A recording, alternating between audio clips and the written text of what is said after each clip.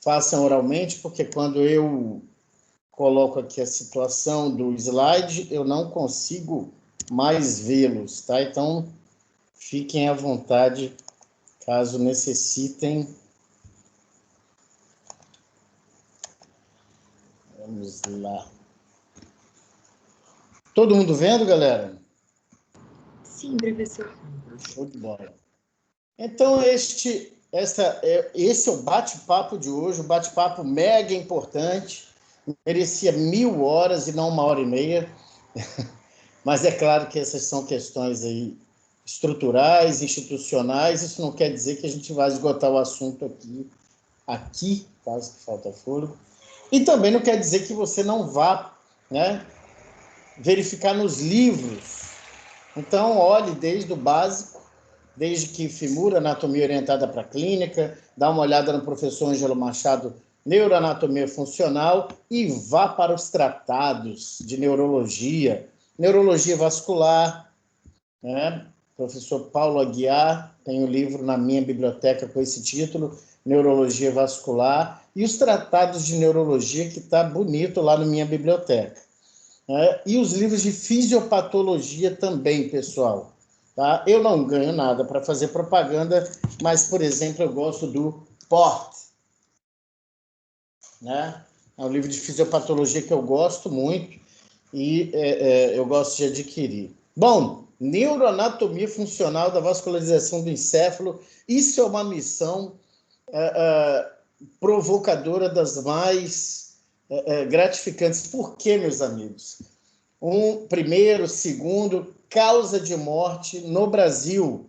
Nos Estados Unidos nem se fala. São quase 800 mil pessoas por ano que sofrem sofrem de uma doença vascular encefálica. Eu gosto de falar doença, eu gosto de falar afecção, já contei essa história porque eu vi um neurocirurgião falando dessa forma, de que acidente vascular é um termo assim que não toca nas pessoas. E é urgente que nós precisemos mudar essa realidade de tantas pessoas sendo levadas a esse tipo de evento clínico que são as doenças cerebrovasculares. Muitas vezes, para não falar todas, mas o corpo humano não é exato, sempre comento isso, muitas vezes prevenível. Porque, além da mortalidade, que é algo obviamente fatal, a morbidade. Eu, na posição de fisioterapeuta, tive muitos pacientes e me dava dó, desde grandes empresários, grandes mesmo, até pescadores, moradores de uma vila na praia, que sofreram esse tipo de doença. E imagine um pescador, chefe de família, ficar com metade do corpo parética ou plégica por conta de uma doença dessa. É de cortar o coração. Mas, enfim, vamos bater um papo a respeito disso. Eu sempre inicio com considerações gerais, né? E aí eu não posso não falar dela, a afecção vascular encefálica. O PORT, por exemplo, que eu mostrei agora para vocês, o Fisiopatologia, ele diz que é interessante que nós chamemos, por exemplo, de ataque cerebral, né? Porque impacta mais. A gente precisa impactar o sujeito de que ele precisa se cuidar, ele precisa afastar os fatores de risco para não ter esse tipo de evento clínico. Então, o PORT chama de ataque cerebral. Achei legal também, mas eu prefiro uma linguagem mais técnica, doença vascular encefálica, afecção vascular encefálica, né? E vamos usar, é claro, o comumente usado, que é acidente vascular encefálico. Uma doença crônica, degenerativa do sistema circulatório, que ocorre devido à interrupção de fluxo sanguíneo para o encéfalo. Vocês veem aí, é um conceito bem livresco, né? E isso pode resultar de quê? Da danificação de uma ou mais partes do tecido cerebral, do tecido cerebelar, do tecido, né, das estruturas que compõem o tronco encefálico.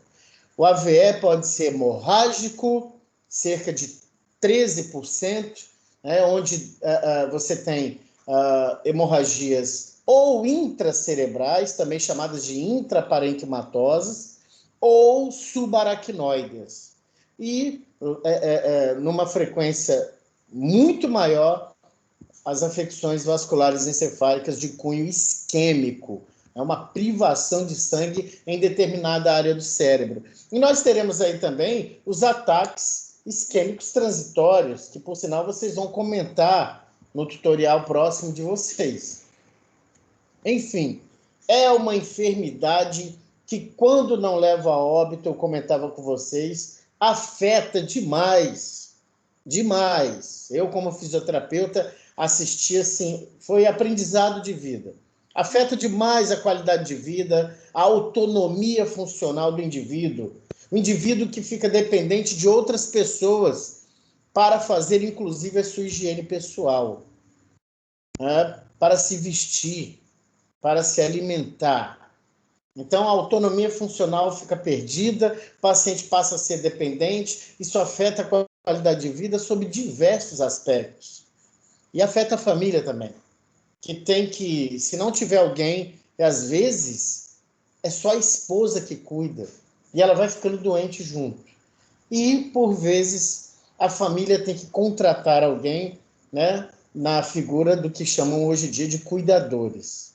Né? Quando tem condições, contratam alguém, não que o cuidador não tenha um currículo gabaritado, mas é que é um termo muito generalizado, essas pessoas são fundamentais.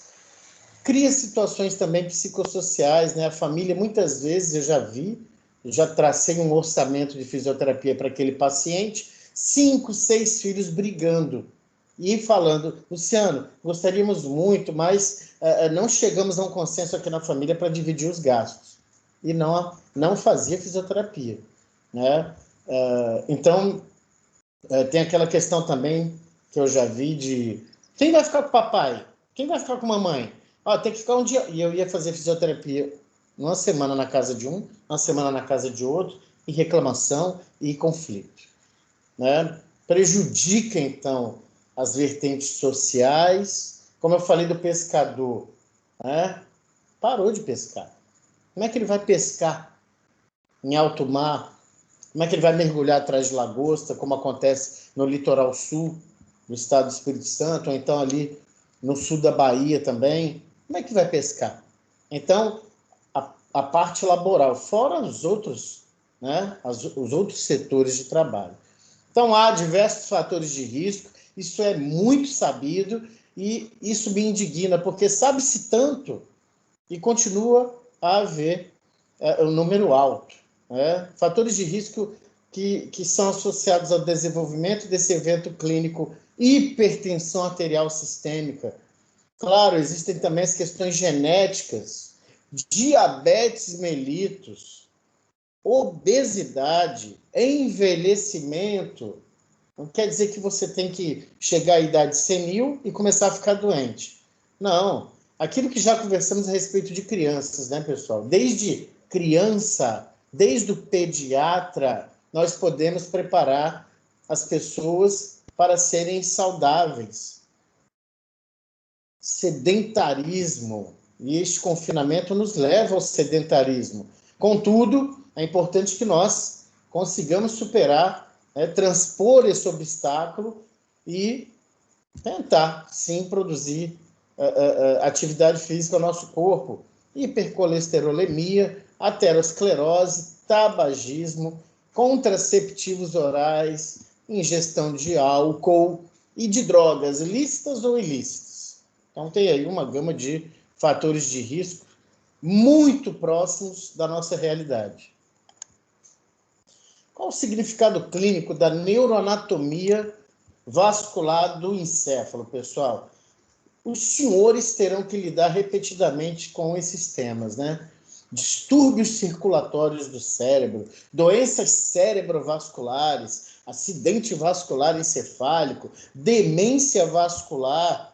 Sim, né? Porque você pode ter uma privação, uma circulação sanguínea menos eficaz, menos eficiente devido a problemas de vasos sanguíneos relacionados à senilidade. E vocês vão escutar isso sempre na jornada de vocês. Consequentemente, conhecer trajeto anatômico dos vasos sanguíneos e suas respectivas áreas de suprimento é de grande significado prático. E é por isso que eu dei uma incrementada nesse jogo de slides, né? Porque só falar do círculo arterial do cérebro, não adianta mais. Você tem que falar de outras projeções, né? E eu posso comentar aqui, suscitar, mas há uma aula para isso, pessoal, de aspectos neuroanatômicos relacionados à clínica. É tipo uma fisiopatologia de algumas doenças que se destacam mais na área de neurologia. Mas, se nós tivermos oclusão de uma artéria encefálica, e desse modo, obviamente, o resultado vai ser redução da perfusão sanguínea dessa área do encéfalo, suprida por tal artéria, a função dessa área não poderá mais ser mantida. Por quê? Porque você vai ter morte celular, porque você vai ter agressão ao tecido cerebral. De modo correspondente, o paciente, claro, vai manifestar o seu quadro clínico, dependendo da área do encéfalo específica, aquele vaso sanguíneo se destina. Tranquilo, né? Isso a gente sempre conversou. A artéria cerebral média, que é das mais acometidas, onde ela irriga? Onde possivelmente você terá privação de sangue e morte celular? Então por isso que está o paciente manifestando clinicamente tais aspectos. É desse jeito, nesse raciocínio. Então, um exemplinho. No caso de uma deficiência motora nas regiões de face, membro superior e distúrbios motores da fala, geralmente você verifica isso numa afecção vascular encefálica, nós podemos suspeitar de um infarto. Né? Você tem morte celular envolvendo a artéria cerebral média que eu comentava agora há pouco. Uma vez que se sabe que esse vaso sanguíneo destina-se a suprir as áreas cerebrais correspondentes à motricidade dessas áreas que falamos aí. Por exemplo, área de Broca. Oi. A imagem não está aparecendo para mim, não. Ou não tem imagem mesmo no slide? Galera, vocês estão vendo o parágrafo? O parágrafo, sim. Não tem imagem, mas o parágrafo, É isso mesmo. Tá bom. Obrigada, professor. Nada, obrigado você. Avisa aí quando tiver problema. Vou passar o slide. Professor? Oi. Rapidinho, já que deu uma interrompida aí, é que você falou qual a nomenclatura que você gostou mais, assim, você falou doença. Então, me fala o nome. O nome? Quem que tá falando? Dimítria. Oi, professor. Você estava reconhecendo a voz. Dimítria, eu gosto de falar afecção ou doença. Né? Repetindo o que o neurocirurgião falou, não é um acidente. Né? É um processo. É porque eu gostei muito disso, eu acho que é muito necessário. Realmente o acidente vascular já começa assim, ninguém tá nem aí, AVC, ninguém. Mas do jeito que você falou, eu queria começar a falar também desse jeito. E aí eu gostei muito quando você falou, acho que começava com a doença. Doença vascular encefálica? Porque representa aí, Dimitri, obrigado aí pela intervenção, representa Obrigada a você. Um problema vascular, não é um acidente. E repito, pessoal, eu estou aqui transferindo o que o neurocirurgião falou para um monte de gente. Então eu resolvi pegar, normalmente na vida nós fazemos isso, filtramos o que ouvimos, é o processar das informações. Né? E como o Porte falou aqui no seu livro da fisiopatologia, ataque cerebral, é bom também. Mas vamos lá. Nesse contexto, pessoal, é claro que a gente vê um avanço tecnológico fantástico, principalmente na imaginologia. A medicina vai subindo ainda mais de seu patamar, sobretudo as neurociências. E quando eu falo medicina, eu falo a área geral das ciências da saúde. né? E como estamos aqui com a medicina, sobressai-se o curso de medicina, né? As neurociências têm avançado muito. E aí ela acaba pegando a neurologia, a neurocirurgia, a neuroradiologia, a psiquiatria, a neuropsicologia, a neuroanatomia. Porque hoje em dia, o que nós indicamos a vocês? Olha, dá uma olhada na neurociência da mente e do comportamento. Olha, dá uma olhada no neurociência 100 bilhões de neurônios. Dá uma olhada no neurociência do comportamento do Kendall, que é prêmio Nobel de Fisiologia. E por aí vai, neurociência. Né? Enquanto os compêndios de neuroanatomia, não é que eles vão ficando ultrapassados, mas é que há um dinamismo maior, né, em se falar da parte neuroanatômica e neurofisiológica nas neurociências. Fica muito mais gostoso falar. Então, todas essas áreas que eu comentei aí ganham demais. Quando eu leciono lá para psicologia, eu comento para eles, olha, a psicologia não pode mais ser do século passado. Nós temos que ter uma outra ótica. Freud, Jung, Roger, Sartre, aquela turma toda, beleza, que continua. Né? São assim, hegemônicos, mas a neurociência ou as neurociências, elas cada vez mais avançam. Né? Os procedimentos de imagem, como eu destaquei a vocês, angiorressonância magnética, né? Você tem cada vez mais tratamentos invasivos, como a dissolução de trombos em acidentes vasculares encefálicos, né? Técnicas neurocirúrgicas inovadoras. Se nós pararmos para pesquisar em fontes bibliográficas internacionais, em bases de dados científicos internacionais, nós vamos ficar maravilhados com o que já tem. Né? E isso, é claro, nos leva... Quanto maior a tecnologia, maior o número de procedimentos e suas interfaces, claro que isso exige maior conhecimento de nossa parte. Especificamente aqui da anatomia vascular do encéfalo, né? Em comparação com alguns anos atrás. Né? Então, por exemplo, muito do que eu falava nessa aula era em cima de círculo arterial do cérebro. Não, peraí, tem mais, né? Bom, uma visão geral dos vasos sanguíneos do encéfalo, a gente contextualizou e agora entra, né, de fato no assunto. E relembrando, pessoal, se o tempo esgotar e eu não conseguir, certamente eu vou gravar o resto dos slides, são muitos slides. E imediatamente eu passo para vocês o PDF assim que acabar. Suprimento sanguíneo do encéfalo, meus caros, envolve 4 artérias calibrosas, importantíssimas. As carótidas internas, uma de cada lado, obviamente, são ramos da carótida comum, carótidas comuns, que provém de onde? Do arco da aorta à esquerda e do tronco braquiocefálico à direita. Então, você tem que saber disso. E 2 artérias vertebrais, ramos da artéria subclávia. Beleza, instituímos uma base. Carótidas internas e vertebrais. Elas constituem ali o suprimento sanguíneo do encéfalo. Obviamente, o que teremos? Que quanto mais elas vão chegando no tecido encefálico, mais ramos elas vão dando.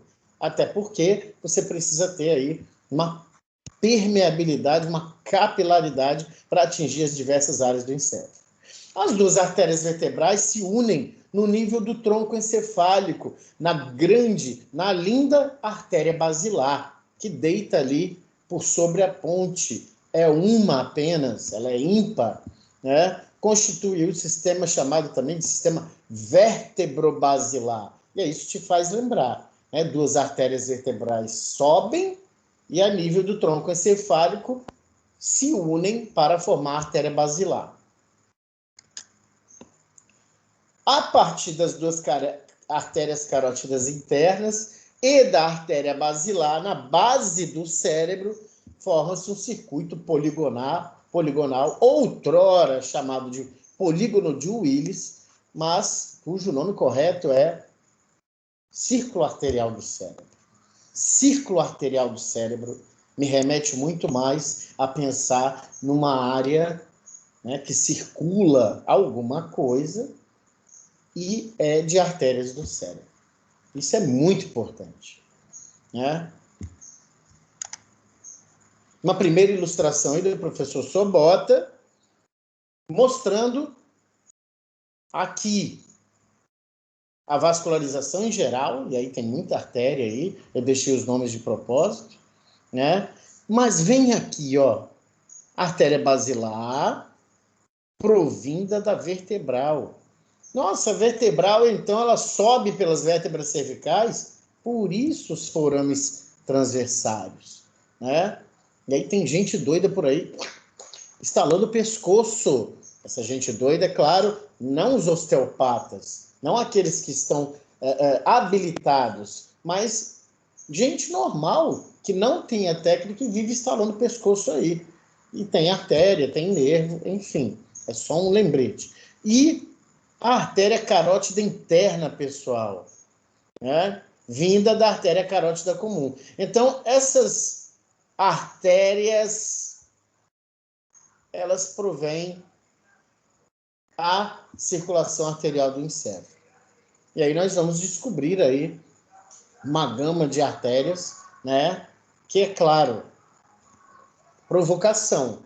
Você vai ter que se debruçar nos compêndios, dar uma olhada. É tranquilo, é gostoso, porque os nomes são muito familiares às áreas a que se destina. Aí uma ilustração do professor Keith Moore, anatomia orientada para a clínica. Então você vê aqui a artéria vertebral, né, advinda aí da artéria subclave, a artéria vertebral que nós vamos ver. Tem 4 partes, uma parte pré-vertebral, uma parte cervical, uma parte atlântica e uma parte intracraniana. E a artéria carótida interna provinda da artéria carótida comum, e elas, então, constituem essa vascularização importantíssima sobre todos os aspectos. Essa é uma ilustração, assim, tradicionalíssima, mas que o professor Sobota deu uma incrementada justamente para mostrar quem? O círculo arterial do cérebro. Mas, meus amigos, só isso não é o suficiente. Mas vamos acompanhar aqui. Olha, a artéria basilar, né, que fica sobre a parte anterior da ponte, veja que está no plano mediano, vinda das artérias vertebrais. Você já vê as artérias vertebrais aqui, por exemplo, dando uma espinal anterior e dando uma cerebelar inferior posterior, que dá uma espinal posterior. Jesus! Fiquem tranquilos, vocês absorvem isso tranquilamente. E o círculo arterial aqui também constituído pela contribuição das carótidas internas.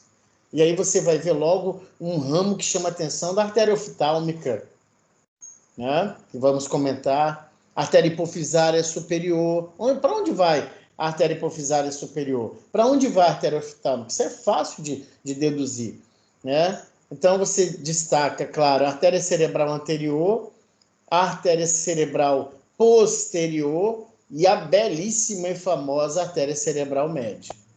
No mais, tudo menorzinho é ramo.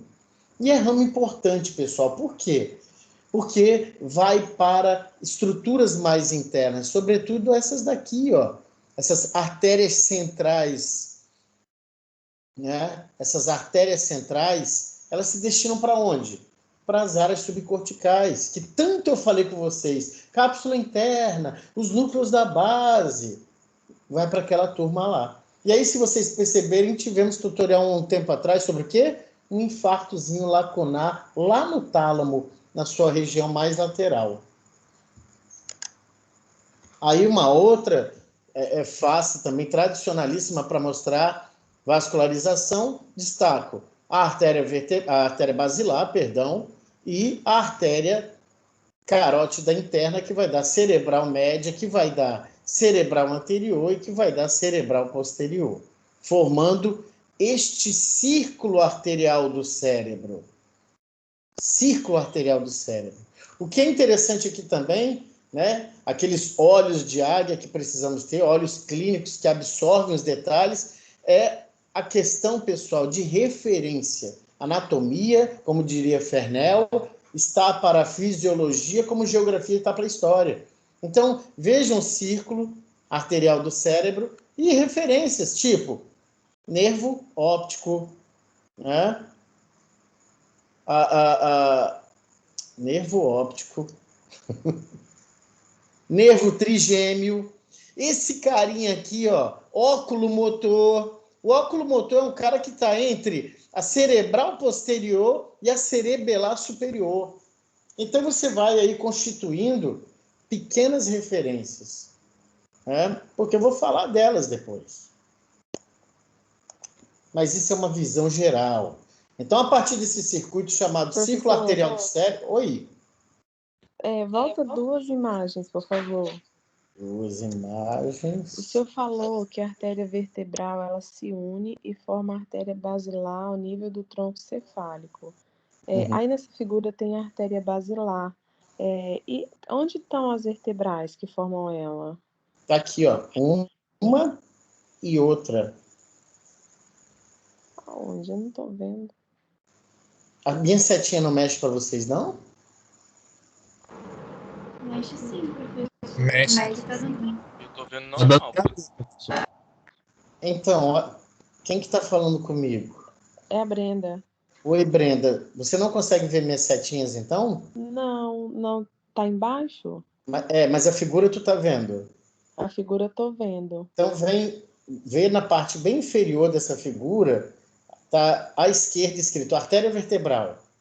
Ah, tá. Agora eu vi. Show? Aí tem essa. Eu diminuí aqui a imagem do senhor. Tá bom, obrigada, professor. Nada, que isso. Imagina. Fique à vontade.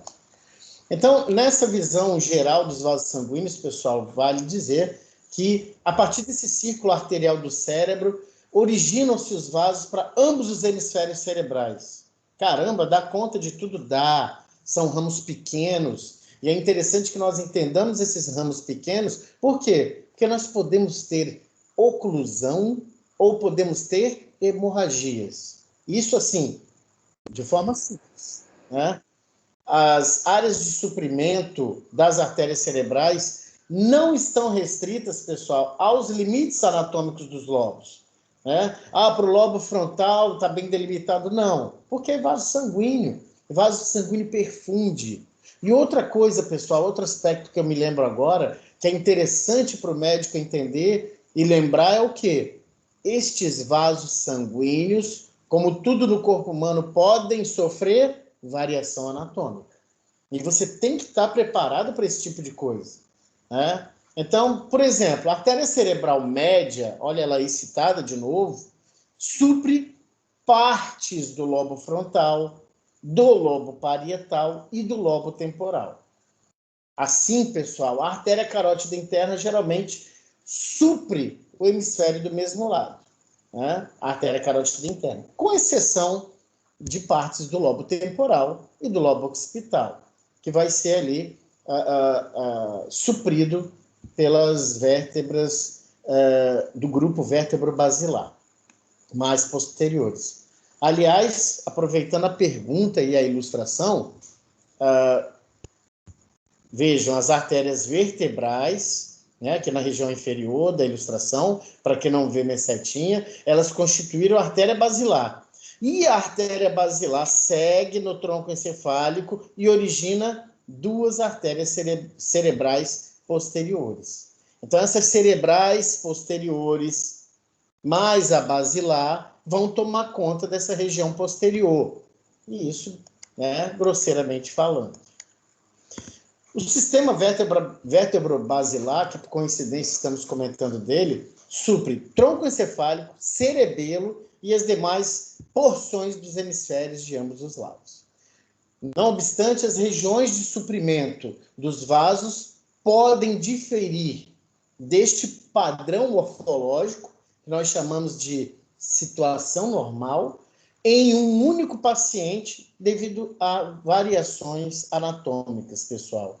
Variações na disposição, na quantidade no posicionamento, né, desses vasos sanguíneos, congênita ou provocado por doença. Então, ao ter o paciente e ali empreender uma anamnese de um exame físico, vá pensando que, opa, variação anatômica, né, anomalia, um tumor, uma hemorragia, uma oclusão.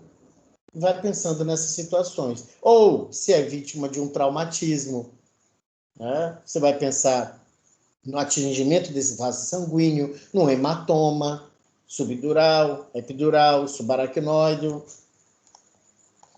A drenagem venosa do encéfalo, pessoal, por sua vez, ocorre independentemente das artérias e se dá por meio de vias venosas ali das meninges, sobretudo da dura mater, né, no que chamamos de seios da dura mater. São veias interessantes e no final você tem uma confluência para então normalmente ser drenado ali para a jugular interna. Esses seios, né, que são veias de drenagem ali do encéfalo, recebem sangue através de um sistema venoso superficial e um profundo. As veias na superfície do cérebro drenam por meio das veias emissárias, que vocês veem lá no laboratório de anatomia, 2 foramezinhos, às vezes um, nos ossos parietais, em sua porção mais posterior. E você vê também as marcas das veias emissárias, né, na parte interna dos ossos parietais. Então, isto, né, ou seja, né, através das meninges, enquanto as veias profundas do cérebro drenam o sangue para uma veia chamada veia cerebral magna. Antigamente tinha um epônimo para ela, mas nem vou comentar. Veia cerebral magna. Ela é única e mantém conexão com a rede de seios da dura mater, claro, né, através de um seio em comum chamado seio reto. A gente vai passar e vai mostrar isso também. Mas isso é uma visão geral. Dá para ir entendendo o contexto de uma forma onde você tem um sistema vértebro-basilar, um sistema produzido pela carótida interna. Você tem um círculo arterial, né, que vai distribuir ramos a toda a economia de ambos os hemisférios cerebrais, e você tem uma drenagem venosa que se dispõe de forma superficial e mais profunda. E alguns personagens já vão sendo aí comentados. Então, aí, uma ilustração do professor Sobota sobre a drenagem venosa. Isso nos dá uma ideia onde eu chamo aqui a atenção, por exemplo, para a veia cerebral magna. Nossa, fininha, né? É, fininha. Mas ela faz aí a sua confluência, por exemplo, para cá, para o seio reto. E olha só a confluência dos seios e, finalmente, para a jugular interna. E, é claro, o sistema mais superficial, que cuida ali da drenagem das meninges, como fora dito. Aí uma outra forma de olhar, né? Você tem o seio sagital superior aí, que se destaca. Olha o seio reto, né? Aí você tem o seio sagital inferior, o superior, né? Você tem o seio marginal. Destaca-se aqui, você vai ver mais tarde, o seio cavernoso, porque tem uma referência com essa menina aqui, que é a carótida interna. Então, pessoal, aos poucos você vai entendendo que não é um monstrão e vai verificando que tem personagens principais que você vê numa angiografia, por exemplo. Bom, artéria carótida interna e seus ramos. Grandes porções anteriores do telencéfalo e do diencéfalo são supridas pela artéria carótida interna. Ponto. A anatomia desse vaso sanguíneo é de grande importância clínica. Claro que eu tenho que conhecer a artéria carótida interna e seus ramos, né? Ultrassonografia com Doppler dos vasos do pescoço, angiografia, dentre outros maravilhosos exames de imagem, né, de alta tecnologia. Então, é possível, se você estiver num centro, né, e espero que esteja, onde te dê essa excelência, você vai estar bem servido. Mas você precisa conhecer a anatomia desse vaso sanguíneo. Então, sob o ponto de vista estrutural, convencionou-se a separar em partes a artéria carótida interna. Então, tu tens uma parte cervical, obviamente ela estará no pescoço, então ela vai desde a dicotomização, da bifurcação da carótida comum até a entrada do crânio, uma parte cervical. Há uma parte petrosa, isso me faz lembrar de quê? Da porção petrosa do osso temporal. Vai desde o interior do canal carótico, né? E está ali, certamente é uma porção menor. A parte cavernosa, porque está passando pelo seio cavernoso. O seio cavernoso não é uma cavidade no osso, é uma área vasta de rede venosa, tá? Fica ali no osso esfenoide. E você tem a parte cerebral, né, que está no espaço subaracnoide. Opa, tem parte da carótida interna no espaço subaracnoide. Opa, hemorragia, né? Opa, uma oclusão. E, né, pensem nisso. Até a divisão em seus 2 ramos terminais. Quem são os ramos terminais da artéria carótida interna? A cerebral anterior e a cerebral média. Isso precisa ficar guardado aí também. Carótida interna, show, propicia grande parte da vascularização do encéfalo. Ela tem 2 ramos terminais, a cerebral anterior e a artéria cerebral média. E vocês viram aí, né, você tem 4 partezinhas dessa artéria carótida interna. O professor Sobota coloca essa ilustração justamente para você ver. A parte cervical tem um pedacinho dela, não toda, tá? A parte petrosa já entrou ali no temporal. A parte cavernosa está ali, né? No osso esfenoide, sobre ali o seio cavernoso. E observem, né, pessoal? Só observem, né? Os ramos basais do tentório. O que é tentório? São projeções da dura mater.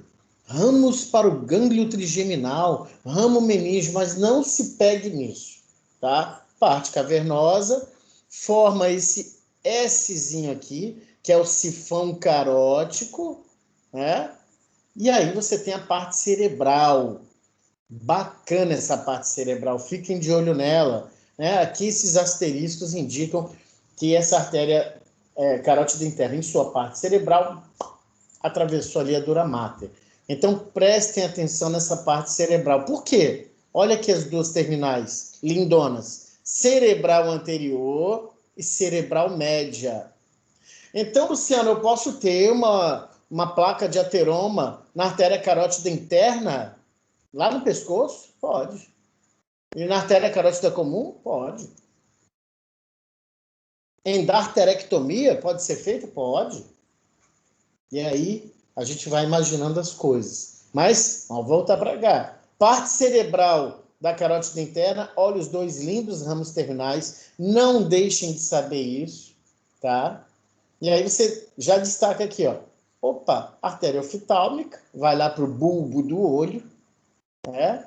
Vai para o bulbo do olho? Vai. O indivíduo pode ficar cego com uma oclusão? Pode. Temporariamente ou não. A comunicante posterior, perdão, e a corióide anterior. Fica de olho nesses raminhos, tá? Mas a gente vai repetindo. Já na ótica do professor Moore, ele faz um corte aqui neste nível, ó, ele pega ali o esfenoide, né, a posterior cela turca, enfim, aí ele transforma nisso aqui, ó, a seta cinza, nisso aqui. Aí ele colore, né? Coloca a parte cervical, né? Até junto aí com o plexo simpático, a parte petrosa, já no osso temporal, a parte cavernosa, onde aqui tem uma rede, já falamos do seio cavernoso, e a parte cerebral. Opa, a parte cerebral da carótida interna tem aqui uma relação topográfica estreitíssima. Nervo craniano 2, nervo óptico. Porque, repito insistentemente, meus filhos, na hora que aparecer um tumor traumatismo, uma hemorragia, uma isquemia, já tem que ver na sua cabeça todas essas questões. Ó, dando um pouquinho do trajeto, que eu falei no começo, nós precisamos saber do trajeto. Então, como é que eu não cito aqui o trajeto? Né? A parte cervical, ela inicia-se lá com a bifurcação da carótida comum. Geralmente está em que nível? C4, quarta vértebra cervical. Em aproximadamente 50% dos casos, essa artéria carótida comum interna se encontra posterolateralmente à artéria carótida externa. Quantas vezes eu já não vi grandes anatomistas em dissecação? E aí, a carótida interna ou externa? Carótida interna ou externa? Por quê? Porque, veja só, 50% dos casos, ela pode encontrar-se ali posterolateralmente. Né? Então, ficar de olho nesses detalhes é importante. Olha aí. Ademais, é difícil afirmar com certeza qual das duas artérias é a carótida interna ou externa. Por quê? Variação anatômica na hora de emergir da carótida comum.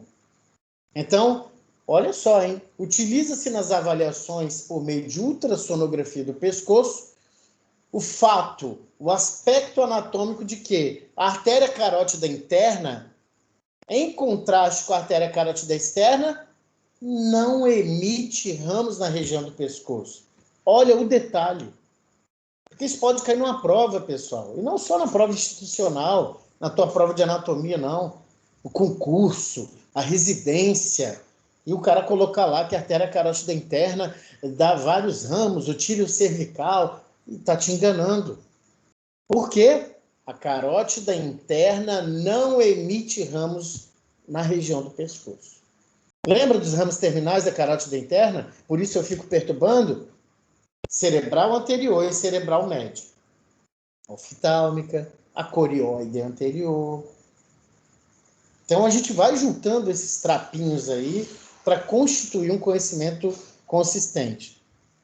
Assim sendo, meus caros, a artéria carótida interna pode ser definida com segurança. Carótida interna não emite ramos no pescoço. Carótida externa, bastante. A parte petrosa, nós falamos que está lá no osso temporal. Então, ela entra no osso temporal, né, e a carótida interna segue, então, no canal carótico e vai, né, se estende, se projeta posteriormente através do forame lacerado. O forame lacerado no vivo é fechado por uma pecinha fibrocartilagínea. Em seu trajeto, ela vai dando ramos menores, essa parte petrosa. Né? Para onde? Cavidade timpânica. Bora destacar, então, a carótico-timpânica. Perdão, as carótico-timpânicas. A parte petrosa, ó, tá no osso temporal. Lembra? Ela vai dar, então, as carótico-timpânicas. Vai ligando uma coisa a outra. Saiu do osso temporal, a carótida interna, então, vai seguindo pelo seio cavernoso. É a sua parte cavernosa, certo? Que é uma vasta rede de veias, muito pequenininhas, muito delicadas. Então, inicialmente, ela se localiza na superfície lateral do corpo do esfenoide e estende-se, então, para cima do sulco carótico e vai se posicionar imediatamente abaixo do nervo óptico, como nós já mostramos ali, segundo o par de nervo craniano.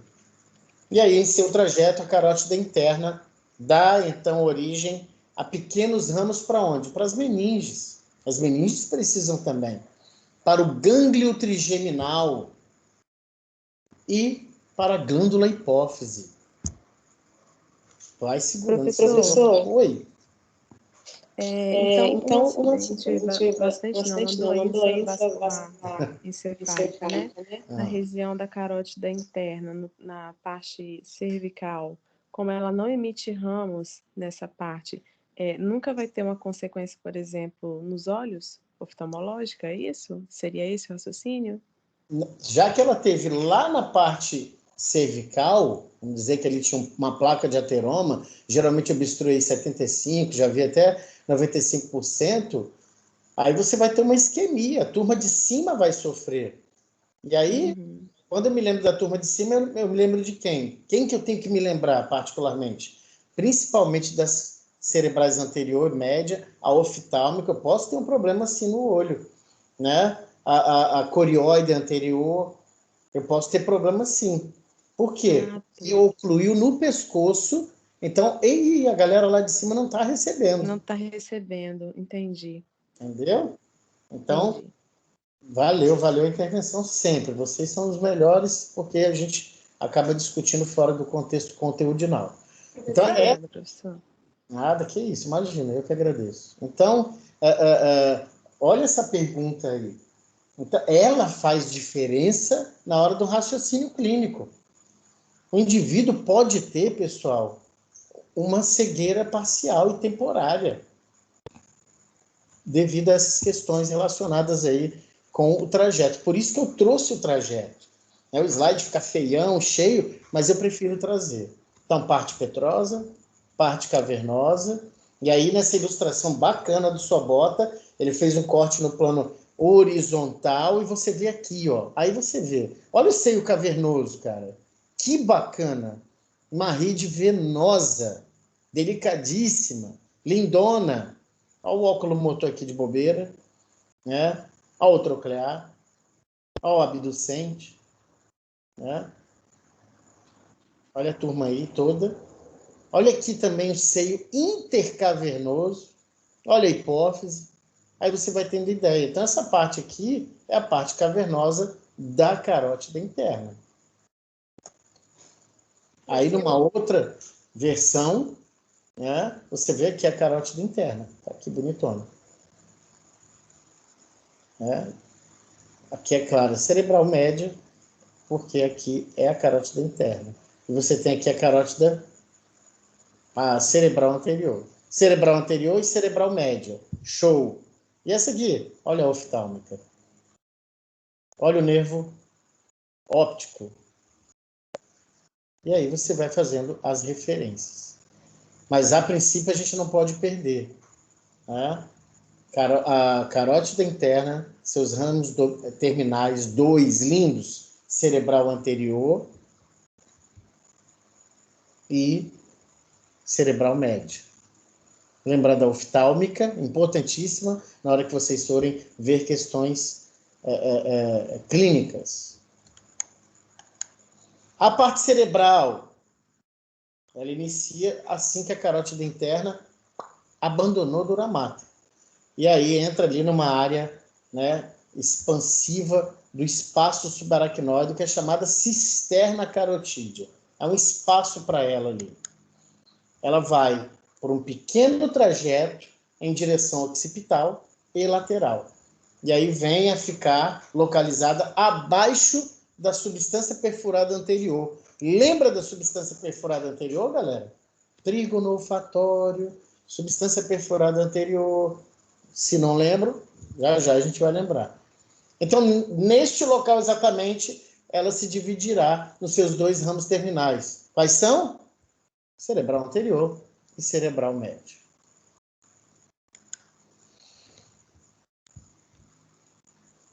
Quatro vasos, que eu chamei a atenção de vocês agora há pouco, no desenho. 4 vasos, que é a carótida interna, parte cerebral da origem. Oftálmica, hipofisária superior, corioidea anterior, comunicante posterior. Vamos ficar ligados nela. Olha aí. Cerebral anterior, cerebral média, a corioide anterior, a comunicante posterior, oftálmica. Certo? Essas meninas aí. De tanto que vocês repetirão a informação, lerão, vê no desenho, e eu boto o desenho toda hora também, vocês vão absorvendo. E, é claro, vai dar uma vontade de dar uma lida para, né, fazer consistente esse conhecimento. Os ramos da carótida interna, precisamos falar deles também com certa particularidade. Os imediatos são as hipofisárias. Então, tu tens aí artéria hipofisária inferior. Ela origina-se a partir da parte cavernosa, que vocês viram, passando lá no seio cavernoso, e supre essencialmente quem? Olha aí, neurohipófise. Neurohipófise lembra o quê? ADH e ocitocina, né? ADH e ocitocina. Neurohipófise, parte posterior da hipófise, artéria hipofisária inferior. Vem de quem? Da carótida interna. As hipofisárias superiores, derivadas da parte cerebral da carótida interna, suprem o infundíbulo da hipófise. Que lindo! A partir dos seus capilares, elas formam aquelas veias vastíssimas, importantíssimas do sistema porta-hipofisário, que se estendem para a adenohipófise e que formam uma segunda rede capilar ao redor das células endócrinas, né, que é o sistema vascular de transporte para hormônios de regulação hipotalâmicos, para a parte anterior da hipófise, a adenohipófise. Aí lá tem LH, FSH, adrenocorticotrófico, por aí vai. Certo? Hipofisárias superiores, adenohipófise. Hipofisárias inferiores para neurohipófise. E a oftálmica? O bulbo do olho, que você não chamará mais de globo ocular, e partes do esqueleto facial são supridos por essa artéria. Artéria oftálmica. Como é que erra? Né? É o primeiro ramo arterial principal da artéria carótida interna. Luciano, mas e as cerebrais anterior médias? São os ramos terminais. O ramo arterial principal é a artéria oftálmica. Ela é muito particular. Ela vai lá para o bulbo do olho e depois para a retina. Como dito aí, um de seus ramos terminais penetra no nervo óptico como a chamada artéria central da retina. E aí chega na retina do olho. Vem da onde? Oftálmica. Através de outro ramo terminal, a artéria dorsal do nariz. E aí forma-se ali uma anastomose da artéria facial. A gente conversa muito isso, ou vocês vão conversar muito isso também com quem? Cirurgiões plásticos. Né? E a turma que está mexendo com estética e com procedimento invasivo, enfim, tem que ter um conhecimento sobrenatural aí dos trajetos, das variantes anatômicas e por aí vai. Mas, enfim, nosso papo aqui é a artéria oftálmica. Ela dá uma artéria central da retina e ela, né, penetra no nervo óptico e chega na retina. Importante saber disso, em um momento. A comunicante posterior. Pessoal, esse vaso sanguíneo envia ramos para o interior do cérebro e supre porções de quem? Tálamo. O tálamo, aquele cara cheio de núcleos, é ele mesmo. E também para o terceiro ventrículo, que é a cavidade de quem? De encéfalo. Ela segue sobre o trato óptico em direção occipital e se une à artéria cerebral posterior. Lembra? A artéria cerebral posterior não vem da carótida interna, por favor. Ela vem lá da basilar. Mas a gente chega lá, tá? Anteriormente é quem? Olha aí, nervo craniano 3, óculo motor. Essa é a artéria comunicante posterior. E a corióide anterior? Ela supre partes internas importantes do cérebro. Existe uma síndrome com o nome dessa artéria. Olha a cápsula interna aí, que eu tanto perturbava vocês no laboratório de anatomia. Olha, galera, essa faixa aqui é importante. Artéria corióide anterior. Nunca esqueçam dela. Suprem, sim, a cápsula interna. Suprem, sim, elementos constituintes do sistema visual, como o trato óptico, como o corpo geniculado lateral, né, lá do metatálamo, ali, né, inferior ali ao pulvinado tálamo, dos plexos corióideos, os caras, né, que secretam ali o líquido cerebrospinal, do corpo amidaloide, amigos. Um cara essencial nos processos dos estados emocionais, e do hipocampo, o cara da aprendizagem, o cara das emoções, o cara da memória, para não falar o cara de muitas coisas, mas a gente sobressai alguns aspectos. Corióide anterior, você não vai deixar nunca de saber dessa artéria. Olha só o nível dela, e é bem fininha. Essa artéria também, pessoal, emite ramos para o mesencéfalo, além de seguir ao longo do trato óptico, como dito já, gira em torno do olfato, no lobo temporal, e atinge o ventrículo lateral. Caramba! Essa artéria aí tu não pode esquecer nunca. Corióide anterior. Ramo de quem? Da parte cerebral da carótida interna. Beleza. Clínica. Botei algumas situações. Olha aí, galera. Pequenos trombos podem surgir a partir de lesões ateroscleróticas da artéria carótida interna. Vocês perguntaram isso agora há pouco. Uma moça perguntou aí. Justamente isso.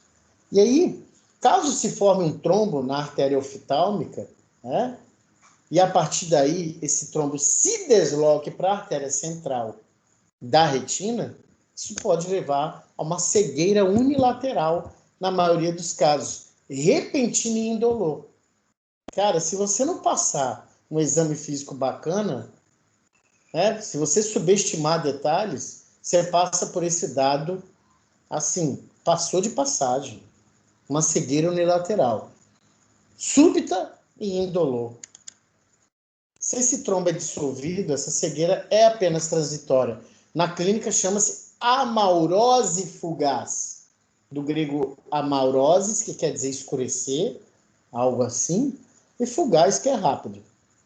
No entanto, isso é um preditor muito substancial de quê? De distúrbio de perfusão sanguínea cerebral. Pode ser um prenúncio de uma afecção vascular encefálica. Se passar por você, né? Assim como, por exemplo, uma mãe, que eu já contei para vocês, teve uma isquemia miocárdica. Eu podia ter me atentado a isso, não me atentei. Por quê? Porque 2, 3 anos antes, ela tinha operado de litíase biliar, pedra na vesícula biliar. Ué, Luciano, o que isso tem a ver? Cerca de 75%, 80% da constituição das pedras na vesícula, que só tem uma, né? É colesterol. Então vejam como é que há preditores que podem te avisar. Epa! Né? Então, você pode ter um problema na carótida interna, uma placa de ateroma e não sabe. Não sabe. E você sabe o quê? Que um pedacinho pode se soltar. Então, pode ser que esse trombo seja dissolvido e ocorra a amaurose fugaz, essa cegueira transitória, momentânea, passageira. Mas já fica a dica. E tem algum problema aí perfusional. Temos que ficar de olho.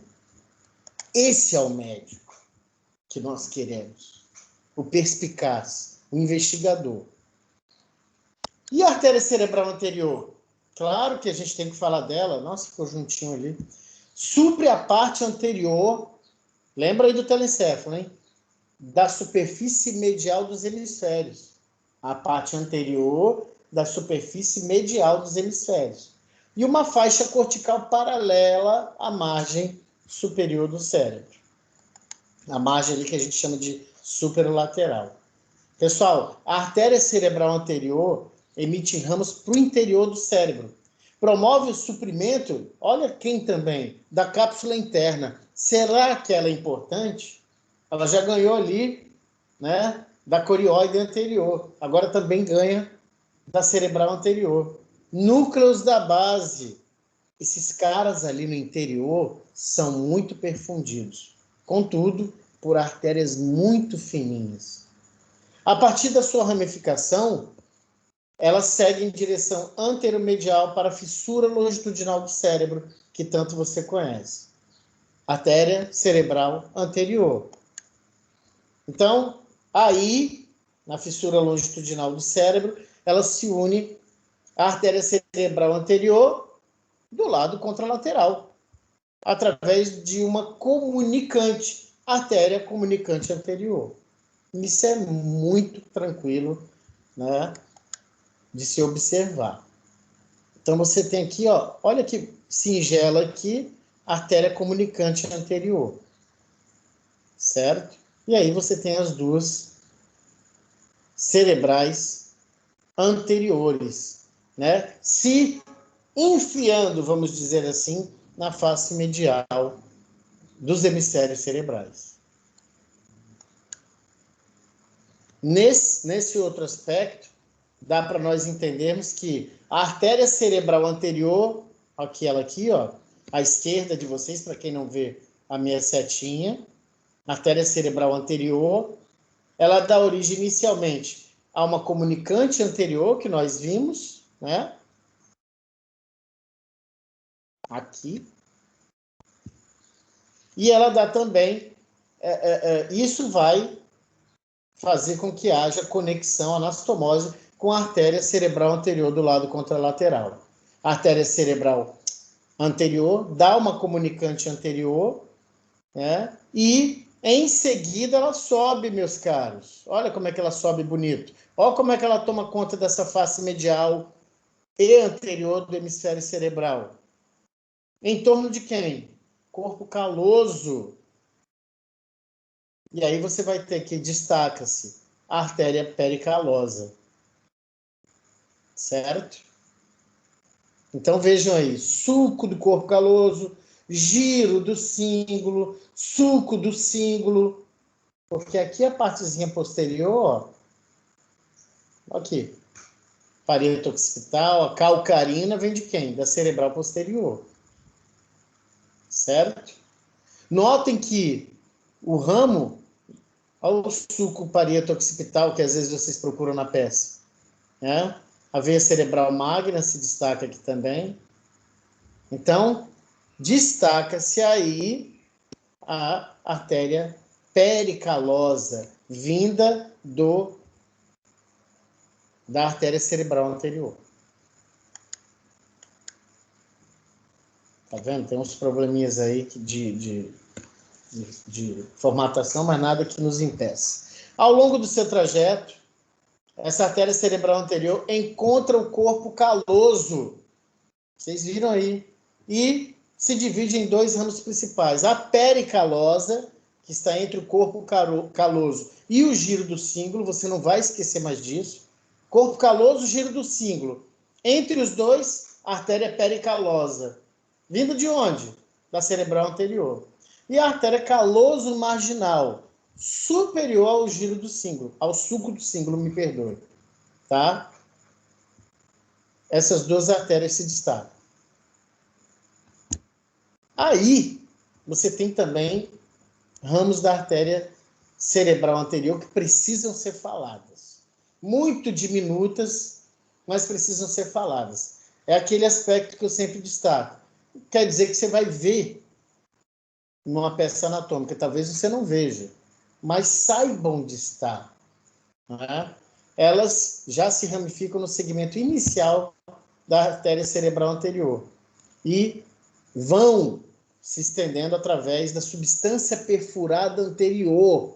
Eu bato nessa tecla depois, nos slides, né, mais posteriores. E vai para dentro do cérebro, amigos. Em direção a quem? Hipotálamo, fórnice e lâmina terminal. Hipotálamo e fórnice, lobo límbico. Me chama muito a atenção isso aí. Artérias centrais anteromediais. É um nomezinho maior, mais chato, né? Mas interessante demais. Nesse tipo de corte, que é o corte frontal, Dá para ver aqui em cima as caloso-marginais e as pericalosas, ali muito em contato com corpo caloso, giro do símbolo e sulco do símbolo, ok? Certo?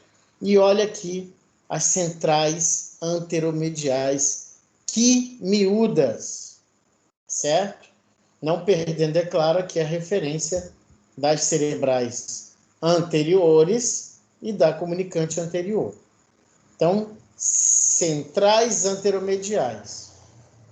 E é claro, pessoal, já vai olhando aqui, ó, essas artérias centrais são interessantes. As anterolaterais, que a gente vai falar depois, quando da artéria cerebral média, e essa aqui, ó, artéria estriada distal medial, que eu deixei de propósito nomes que não procedem, né? Mas os autores de fontes bibliográficas mais recentes colocam entre parênteses, que é para o cara lembrar, caso ele veja por aí. Ou então você vê muito por aí o quê? Artéria de Elbner. É um epônimo. Artéria estriada distal medial. Por que ela é interessante, Luciano? Porque ela faz isso aqui, ó. E aí volta. E olha o que você está vendo aqui. Núcleo caudado, putame, cápsula interna. Então vejam como é que penetra. Quais que nós vimos agora? As centrais anteromediais, provindas da cerebral anterior, me perdoe. Olha aí, são chamados vasos centrais. Precisamos ficar de olho nesse cara. Você não precisa saber o nome deles? Academicamente, sim, né, pessoal? Mas está vendo a projeção desses vasinhos? Saiba disso. E saiba de quem provém, principalmente. Né? A partir dos segmentos proximais das artérias cerebrais, né? Bem como a partir das comunicantes, essas artériazinhas centrais, esses vasos centrais se projetam para o interior do cérebro, para áreas muito delicadas, de extrema importância funcional. Então, esses vasos terminantes são as artérias terminais. Você pode ter uma isquemiazinha aí, e aí aparece aquele infarto lacunar. Entendem? Isso explica, né, por qual motivo, na casualidade de uma oclusão de um vaso desse, ocorreu um infarto. Imagina, né, por uma série de aspectos que já foram falados. Velhice, hipercolesterolemia, tabagismo, uso de drogas, álcool, pode ser qualquer situação dessa. Questões hereditárias, né? Mas saiba disso aqui, ó, desses vasos centrais, porque vão para essas áreas delicadíssimas, núcleos da base, cápsula interna, tálamo. Artéria estriada distal medial. Aqui, ó, já destaco aqui, voltei no desenho, ó, aqui que eu acabei de falar para vocês. Olho nela. Primeiro eu vou mostrar a ilustração, depois eu falo dela. Artéria estriada distal medial. Você viu quem? As centrais anteromediais. Olho nessa. Artéria estriada distal medial. Tá, Luciano? E aí? Também vem do segmento inicial da cerebral anterior. Normalmente, ela emerge no nível da artéria comunicante anterior ou do segmento vascular imediatamente adjacente à artéria cerebral anterior. O que é isso? Variação anatômica que você pode ter. Mas a estriada distal medial tem aquele direcionamento normalmente. Ela faz uma alça, que eu fiz questão de mostrar ali para vocês. Uma alça reversa, porque ela vai, faz a alça e volta, né? E segue em sentido antiparalelo, que coisa louca, né? A artéria cerebral anterior. Em direção a quem? Substância perfurada anterior. Guardem esses nomes. Substância perfurada anterior, substância perfurada posterior. Supre quem, Luciana, essa danada? Ramo anterior da cápsula interna. Partes do núcleo da base. Só pelo desenho você já conclui. né? Você já conclui. Olha como é que ela vai paralela à cerebral anterior. Vai para lá. Cápsula interna, núcleos da base, meus queridos. Pensem nisso. De novo aí. Artéria polar frontal. Essa é mais devagar. Vai para onde? Para a direção do polo frontal, né? Ali nos giros e sulcos orbitais, que são ali generalizados. Artéria polar frontal. Tá bom. Artéria comunicante anterior. Já falamos. Une as duas artérias cerebrais anteriores. Ela pode ser duplicada, né? Uma variação anatômica, né? E tem cerca de 5 milímetros de comprimento. É tudo muito delicado. Nós temos lá nas peças anatômicas. É tudo muito fininho. Então você tem que pensar em quê quando vê uma artéria daquela? Pressão. Pressão na parede de uma artéria tão fininha. Pressão. Obstrução. Esclerose da parede, né? O endurecimento. Além disso, pessoal, a artéria comunicante anterior supre o bom e velho quiasma óptico com ramos superficiais, perdão, e também emite ramos centrais das partes profundas do cérebro. Tipo quem? Giro do cíngulo, o cara da experiência emocional. Hipotálamo, o cara da expressão emocional. E a área septal. Interessante, né? Estamos falando da carótida, da cerebral anterior, hein, pessoal? Que veio da carótida interna, né? Clínica. Dilatações vasculares. Eu chamo de quê? Dilatações vasculares? Aneurismas. Não são raras. E aí é claro, né, pessoal? Eu estou dando dados aqui.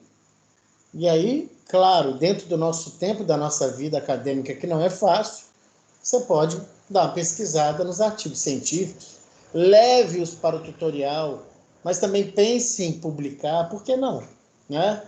Índice de aneurismas nas artérias, na artéria comunicante anterior, na artéria cerebral anterior. Então, dilatações vasculares não são raras na região do círculo arterial. Estamos falando de aneurismas. Os mais comuns são da comunicante anterior. Veja bem, hein? 40%. Ela é milimétrica. Ela comunica as cerebrais anteriores. A gente já viu para onde vai os ramos das cerebrais anteriores, né? Na cirurgia, ó, atenção os neurocirurgiões, de um aneurisma nessa região, pessoal, certifique-se de que a artéria estriada distal medial, aquela da alcinha reversa, não seja lesada. Mas por quê? Ora, você viu por quê? Ela vai para a cápsula interna, ela vai para os núcleos da base. Não mexa com essa artéria estriada distal medial. Os ramos centrais da comunicante anterior também precisam ser poupados. Tá vendo que você tem que ter uma mão linda? Mas no tempo de vocês, a parte robótica, que já está aí, né, bem, né, substancial, pode ser que vocês peguem um robô e aí pá. Mas tem que ser poupadas durante a cirurgia se você não tiver esse aparato tecnológico. Senão, o que você pode ter se você mexer com a estriada distal medial e com os ramos centrais da comunicante anterior?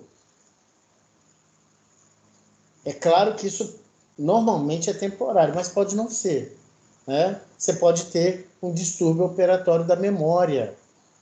Síndrome da artéria comunicante anterior, né? Pode ser que seja temporário, pode ser que não. Aí você tem o delirium também, não é delírio, é delirium, que é uma perda da memória, né? Há uma confusão mental ali devido a um pós-operatório. Mas estamos falando de quê? Um aneurisma especificamente nessa região. Imagina o tamanho das artérias que você vai ver, essa estriada distal medial, as artérias centrais. Jesus! Parabéns para quem seguir a neurocirurgia. calibrosa, bonita, supra a maior parte da superfície da face lateral do cérebro, o lobo insular, de novo a cápsula interna, deve ser importante ela, e de novo os núcleos da base. Cerebral média, muito acometida nos problemas relacionados aos vasos sanguíneos do encéfalo. Inicialmente, pessoal, ela continua um trajeto da artéria carótida interna, em direção lateral, e em seu segmento inicial ela já vai dando origem às artérias centrais anterolaterais. Percebe que essas artérias centrais, esses vasos centrais são importantes? Estriada distal medial, as anterolaterais, as centrais anteromediais. Vamos dar uma revivida? Aí, ó. Centrais anteromediais, centrais anterolaterais e a boa e velha estriada distal medial. Está vendo como é que isso é importante? Essas centrais anterolaterais, que eu devo mostrar depois no desenho, mas eu quis voltar logo para você se ligar. Aqui, ó, cerebral média. Certo?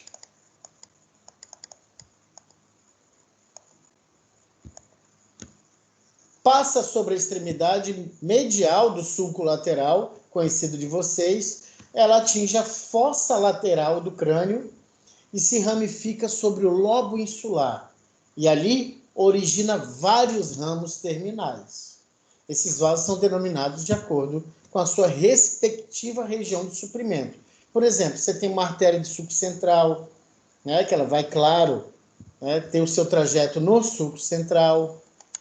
Olha que linda essa artéria cerebral média numa outra ótica, né? Olha aí que linda. Olha só a artéria do sulco pré-central. Olha a artéria do sulco central. Olha a artéria do sulco pós-central. Aí você lembra dos sulcos? Como foi difícil, né, no começo? Giro pré, giro pós. Caramba! Isso é da artéria cerebral média? Pois é. Lembra aqui? Área de Broca. Lembra aqui? Área de Wernicke. Quem é essa menina aqui? Dos ramos terminais. Olha a artéria cerebral anterior, partiu lá para frente, vai dar aquela polar frontal. Né? Olha a carótida interna que originou tudo isso. Olha a cerebral média. Claro que o sulco lateral aí foi afastado, né, pessoal? Nos lábios. Que linda essa artéria cerebral média. E olha tudo isso que ela vai dando de ramo.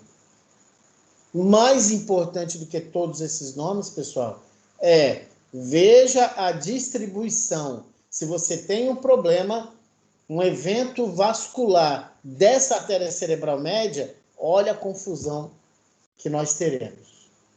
Aqui, pessoal, só uma correção frontobasilar, tá? Deram uma escorregada aqui, o professor Sobota. Claro que não é o professor Sobota, é quem traduziu isso, quem fez a revisão. Frontobasilar, tá? Isso é uma outra maneira de ver. Você teve uma secção, né, no plano horizontal, você tirou bastante estrutura aí do telencéfalo e você vê essa menina aqui se distribuindo. Ó. A artéria cerebral média na fossa, né, média do crânio. Ela dando os ramos terminais conforme foi descrito. Aí, ó, removeram-se áreas do cérebro, a fossa lateral da cavidade do crânio é palco da ramificação terminal da artéria cerebral média. Né? E os ventrículos laterais também expostos aqui, certo? A artéria cerebral média, acompanhar aí o enunciado, se ramifica na fossa lateral que estamos falando aqui, ó. Né? Nos ventrículos laterais, a artéria corioide anterior, lembra dela? Ramo da carótida interna, me perdoem, e as artérias corióideas posteriores laterais, ramos da artéria cerebral posterior, que veremos a posteriori, formam um circuito vascular. Tá? Aqui está a cerebral posterior e ela também dando as ramificações dela. Mas você tem uma corioide anterior, que é ramo da carótida interna, e você tem uma corióide posterior. Ou seja, anastomoses necessárias, como em qualquer área do corpo humano. Artéria vertebral. Falamos da carótida interna, dos seus ramos. Chamei atenção para algumas especificidades, como a artéria oftálmica, esses vasos centrais do cérebro, né? A estriada distal medial, as central laterais, mediais. Essas que eu chamei a atenção, entonei a voz. Artéria vertebral, as partes posteriores do córtex cerebral, do cerebelo e do tronco encefálico, quem cuida predominantemente são os vasos derivados desse complexo aí chamado suprimento vértebro-basilar. Até porque, repetimos, nunca é demais, as artérias vertebrais, elas se unem no tronco encefálico para formar a basilar. Então, parte posterior do córtex cerebral, cerebelo, tronco encefálico, predominantemente por esses vasos posteriores. De modo semelhante à artéria carótida interna, pessoal, também vamos distinguir aí 4 segmentos, né, da artéria vertebral. De acordo com o quê? Seu trajeto. Você ainda lembra da carótida interna e as suas partes? Lembra? Lembra? Então vamos lá. Na artéria vertebral, parte vertebral. Perdão, pré-vertebral. É aquela partezinha antes de subir ali pelos forames transversários. Ela vem da artéria subclávia. Origem a nível ali de T1, primeira vértebra torácica. Também são referências interessantes. E vai essa parte pré-vertebral da artéria vertebral até o forame transversário da C6. Já a parte transversária é justamente a parte da artéria vertebral inclusa no interior dos forames transversários das vértebras cervicais, de C2 a C6. Tá? Tem a parte atlântica, que você vai, claro, lembrar do Atlas, né? Que é C1, primeira vértebra cervical. Essa parte vai até o forame magno, onde então as artérias vertebrais entram na cavidade do crânio, especificamente na parte intracraniana das artérias vertebrais. Um trajeto dentro do crânio até formar a artéria basilar. Então, essa separação, não está separadinho, é claro, né? Mas convencionar, separar em partes, facilita o entendimento do trajeto. É assim como a carótida interna. Parte cervical, parte petrosa, parte cavernosa, parte cranial. E parte cerebral, me perdoe. E aí a gente vai tendo a noção. Isso é bom porque ajuda no estudo. Aí já mostramos isso aí hoje, está aqui, ó.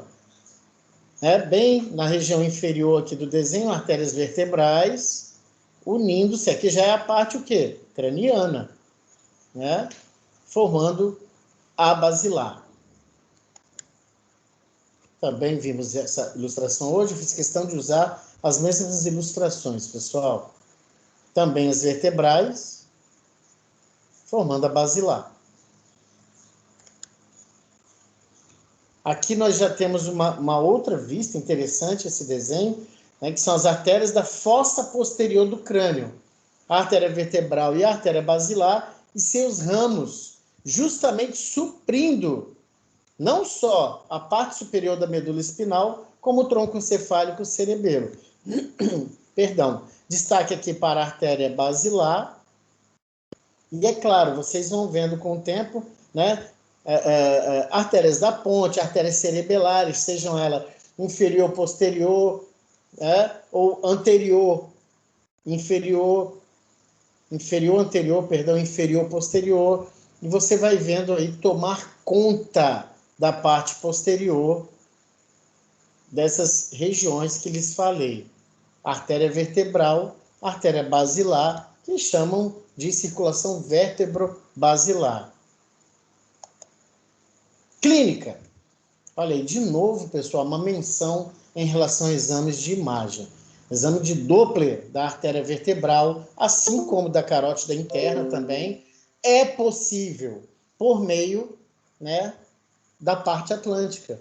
A parte da artéria vertebral que passa ali, pertinho do Atlas. Ali se situa, essa artéria se situa, né, se você tiver uma dissecação bacana, conseguir, né, um pescoço bem posicionado, você consegue achar a parte atlântica da artéria vertebral no fundo de um triângulo formado por 3 músculos, que a gente ouve falar bastante e que é difícil, às vezes, achar na peça anatômica, porque necessita de destruição de músculos mais superficiais. Os músculos ali, né, suboccipitais. O reto posterior maior da cabeça, o oblíquo superior da cabeça e o oblíquo inferior da cabeça. Eles formam um triângulozinho. Se você tiver uma dissecação sensacional, você vai encontrar ali a parte atlântica da artéria vertebral. Né? Você dá uma inclinada na cabeça para frente, o que chamamos de flexão, né? E a direção do fluxo de sangue através da artéria vertebral nessa parte atlântica pode ser bem determinada. Né? Você vai ter ideia também pela anatomia de superfície, que é a anatomia que estuda a anatomia humana através da superfície do corpo humano do vivo. Lembretes da artéria vertebral, achei legal trazer isso. A artéria vertebral origina-se como ramo da artéria subclávia. Onde? A nível ali de T1. É subdividida em 4 partes anatômicas, assim como a carótida interna, desculpem. Parte pré-vertebral, logo que sai da subclávia, parte transversária, os forames transversários, de C2 a C6, a parte atlântica, passando ali no Atlas, e a parte intracraniana, já dentro da cavidade do crânio, pronta para unir-se, né, já que são 2 artérias vertebrais, e formar a basilar. No nível da transição bulbo-ponte, ela se une, né, com a artéria vertebral contralateral e forma a artéria basilar. Mediana e única essa artéria basilar. Supre o tronco encefálico, o cerebelo e as porções occipitotemporais do telencéfalo. Certo? São aí lembretes dessa bela artéria. Além, é claro, de poder ser evidenciada por ultrassonografia, insisto, a carótida interna também, no trígono da artéria vertebral, ali formada pelos músculos, né, reto e oblíquos, suboccipitais. Ramos da artéria vertebral, esse é o trajeto. A artéria vertebral dá origem a numerosos ramos para os músculos do pescoço, também para as meninges e para a medula espinal, né? Especificamente os ramos espinais, a gente vai ver ali ramo espinal, artéria espinal anterior e artéria espinal posterior. Os principais vasos do segmento intracraniano são a artéria cerebelar inferior posterior. Quando a gente fala, pessoal, dos principais, guardem esses. Eu até os faço destacar com amarelo. Artéria cerebelar inferior posterior. Ela é considerada o vaso encefálico mais variável. E você vai encontrar muito, né, na bibliografia especializada, problemas com essa artéria. Artéria cerebelar inferior posterior. Uma vez que a origem e a extensão da região do suprimento desse vaso sanguíneo são diferentes de um indivíduo para o outro. É assim, muito variação anatômica, né? Inclusive, elas podem estar ausentes. Cerebelar inferior posterior. De um modo geral, essa artéria, pessoal, ela vem da vertebral, ali a nível, né, da oliva, no bulbo. Se estende ao longo do tronco encefálico, forma uma alça muito característica sob o ponto de vista da radiologia, ali perto das tonsilas do cerebelo. Imagina aí, lá embaixinho do cerebelo, antes de atingir a porção central, né, do cerebelo, denominada verme, e a região inferior dos hemisférios cerebelares, por meio da valécula, um vão ali do cerebelo. Essa é a boa e velha artéria cerebelar inferior posterior, muito variável.